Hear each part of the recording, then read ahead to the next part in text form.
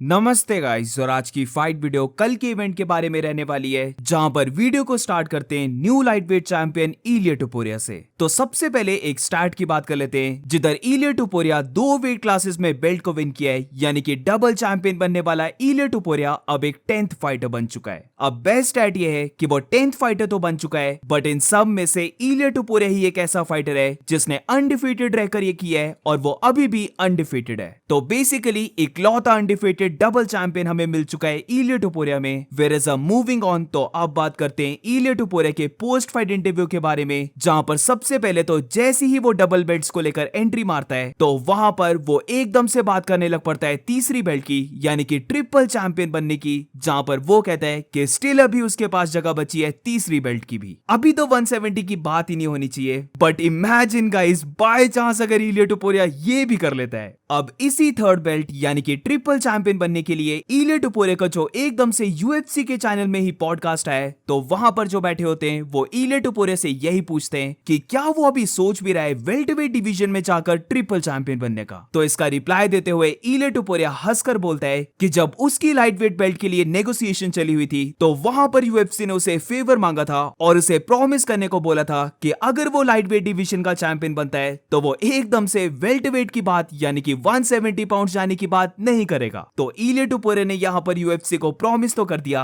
But जिस वे से इलिया टुपुरिया बोलता है कि उसने प्रॉमिस किया है, वो ऐसा लग रहा है कि अगर वो कपल ऑफ फाइट्स को और विन कर जाता है तो ये प्रॉमिस टूटने वाला है। Don't tell us after the fight that you want to move to the welterweight division. Made us a promise, and I was like, promise. Were you crossing your fingers though? Yeah. Because that I was that like, I would, swear to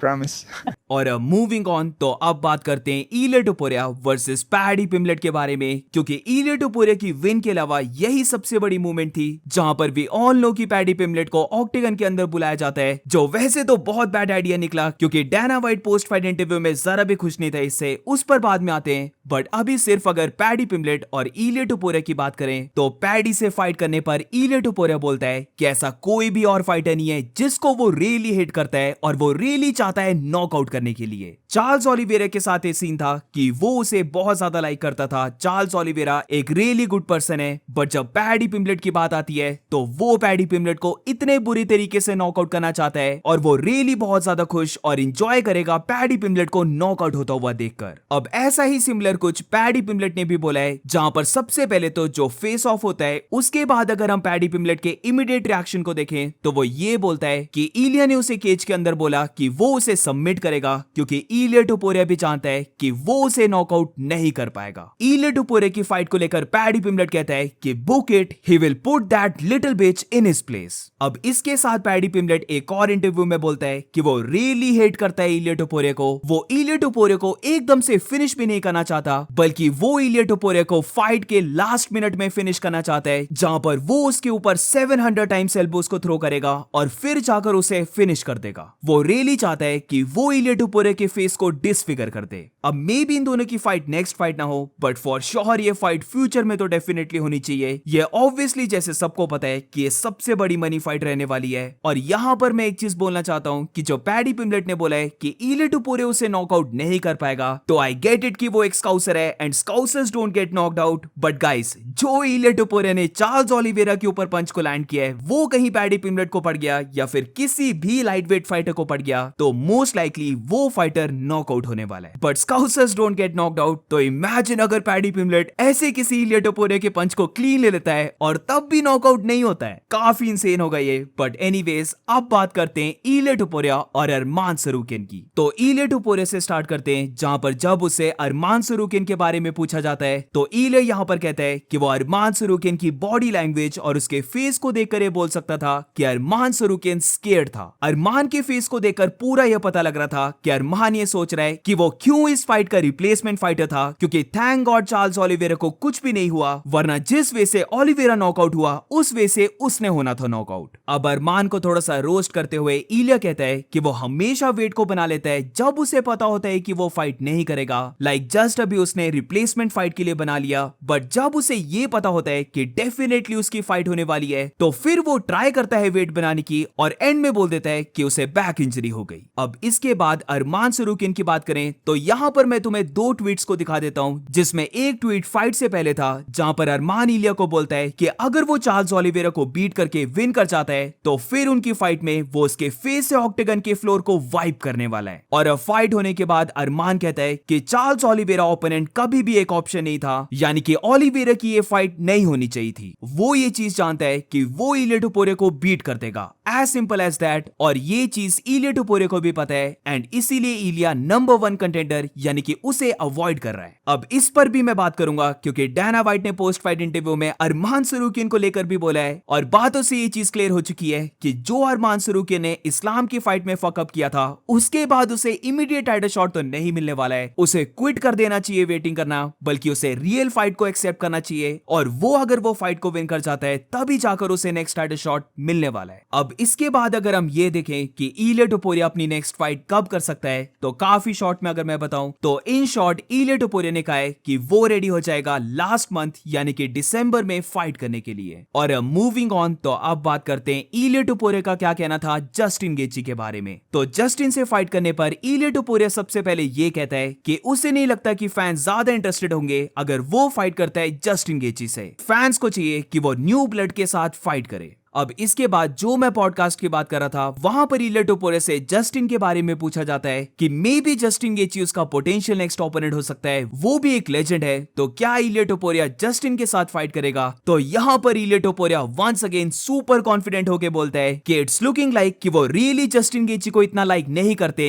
क्योंकि वो चाहते हैं कि Justin की उसके साथ fight हो, basically इंप्लाइंग कि वो जस्टिन गेची को ब्रूटली नॉकआउट कर देगा। तो अगर तुम जस्टिन के फैन हो, उसे लाइक करते हो, तो तुम ये फाइट को अवॉइड करोगे। और moving on to the next update तो अब बात करते हैं कॉनर मैग्रेगर ने क्या कहा है इलिया टुपुरिया के बारे में। आफ्टर अ लॉन्ग टाइम जमाने हो गए थे ऐसे ट्वीट को देखकर जहां पर सोबर रहते हुए जीरो नशा करते हुए कॉनर मैग्रेगर ने ट्वीट किया है, जिधर ऑब्वियसली उसने थोड़ा सा इलिया को ट्रोल किया है, जहां पर वो कहता है इलिया टुपुरिया को कॉन्ग्रेट्स कि वो उसकी ओल्ड बेल्ट्स को विन कर रहा है। अब आई एम नॉट श्योर कि तुम्हें पता है कि इलिया टुपुरिया ने पैडी पिम्बलेट को क्या बोला था। तो जब दोनों का फेस ऑफ हो रहा होता है तो वहां पर इलिया टुपुरिया बोलता है कि वो अपने बॉल्स को पैडी पिम्बलेट के फेस पे रखेगा, जो जिसे नहीं पता तो ऐसी सेम लाइन कॉनर मैग्रेगर ने चैड मेंडिस को बोली थी। And let's be honest guys, इतनी ज्यादा सिमिलैरिटी अचानक से तो नहीं हो सकती। ऑब्वियसली ऐसा लगता है कि इलिया टुपुरिया समवट थोड़ा सा लाइक करता था पहले कॉनर को, जिसकी वजह से उसने कॉनर की बहुत ज्यादा ट्रैश टॉक सुनी होगी और इसीलिए अब हमें इलिया की ट्रैश टॉक में कुछ सिमिलैरिटीज देखने को मिलती हैं। तो इसी को लेकर कॉनर भी मेंशन करता है, जहां पर कॉनर का ये हंसते हुए वाला ट्वीट है जिधर वो कहता है कि इलिया टुपुरिया ने बोला है कि वो पैडी पिम्बलेट के फेस के ऊपर अपनी बॉल्स को रखेगा।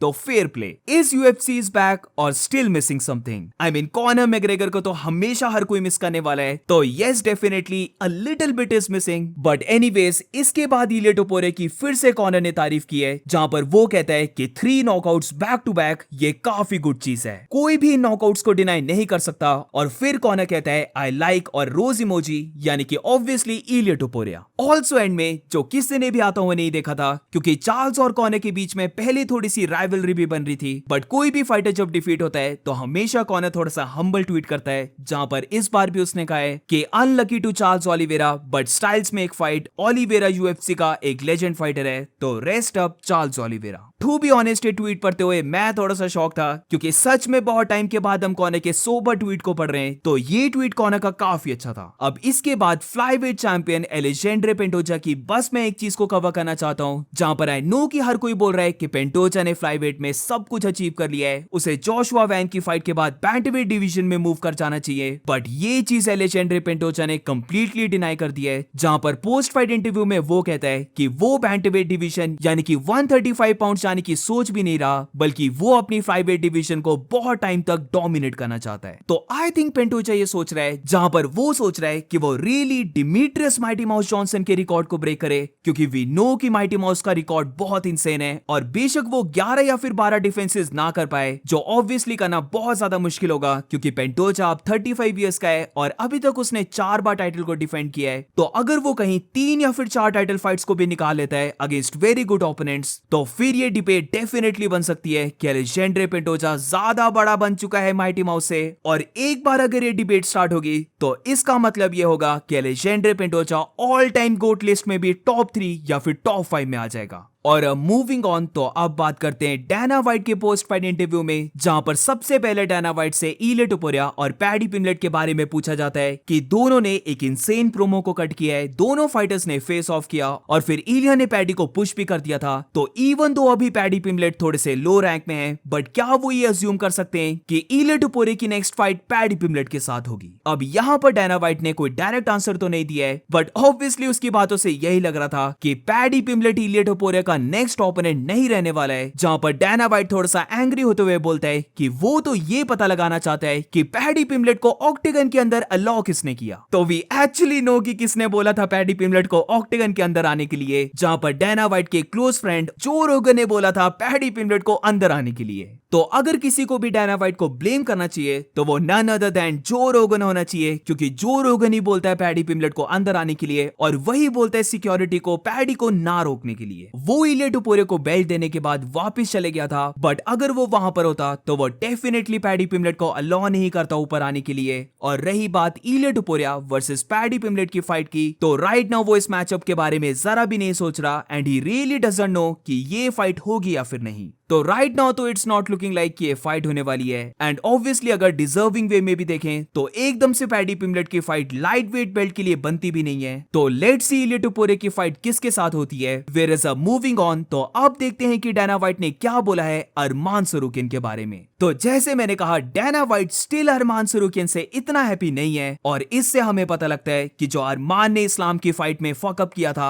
उससे पूरी यूएफसी और स्पेशली डैना वाइट कितने ज्यादा पिस्ड ऑफ हो गए थे, क्योंकि स्टिल अभी तक जब डैना वाइट से पूछा जाता है कि अरमान सरूकिन वेट को बना रहा है और वो ये चीज अब शो कर रहा है कि वो रियली वेट को कट कर सकता है, तो क्या अब अरमान सरूकिन नेक्स्ट फाइट करेगा टाइटल के लिए? तो वंस अगेन डैना वाइट ने यहाँ पर डायरेक्टली हाँ या फिर ना नहीं की, बट ऑब्वियसली उसकी बातों से क्लियर हो गया था कि अरमान सरूकिन को वो डायरेक्ट टाइटल शॉट नहीं देने वाले। डैना वाइट कहता है कि जो भी अभी अरमान ने किया है, लाइक रिप्लेसमेंट फाइटर बनकर उसने सक्सेसफुली 155 पाउंड्स तक का वेट कट किया है, तो वो डेफिनेटली अरमान का स्टेप एक राइट डायरेक्शन में है। बट स्टिल उसने इस्लाम महाचेव की फाइट में पुल आउट किया था, जो ऑब्वियसली एक टाइटल शॉट की अपॉर्चुनिटी थी, जो बहुत बड़ी अपॉर्चुनिटी अरमान सरूकिन ने मिस कर दी थी। तो इट्स नॉट लुकिंग लाइक कि अरमान सरूकिन को नेक्स्ट टाइटल शॉट मिलने वाला है। वेरेस इसके बाद चलो ये भी देख लेते हैं कि डैना वाइट ने क्या बोला है जस्टिन गेची के बारे में। तो यहाँ पर डैना वाइट को जस्टिन गेची के बारे में भी बताया जाता है कि रिसेंटली जस्टिन ने बेसिकली एक अल्टीमेटम दिया है कि यूएफसी ने उसे बेग किया था कि वो 300 के इवेंट में फाइट करे। तो उसे लगता है कि यूएफसी उसे ओ करती है टाइटल शॉट और इसीलिए यूएफसी को उसे टाइटल शॉट देना होगा, क्योंकि अगर उन्होंने उसे टाइटल शॉट नहीं दिया तो वो ले लेगा रिटायरमेंट। तो इसके बारे में भी डैना वाइट ने थोड़ा सा सैवेज सा रिप्लाई दे दिया है, जहां पर वो कहता है कि सबको पता है उसके स्टांस के बारे में कि अगर कोई भी फाइटर रिटायरमेंट के बारे में बात करने लग पड़ता है तो प्रोबेबली उसे रिटायर हो जाना चाहिए।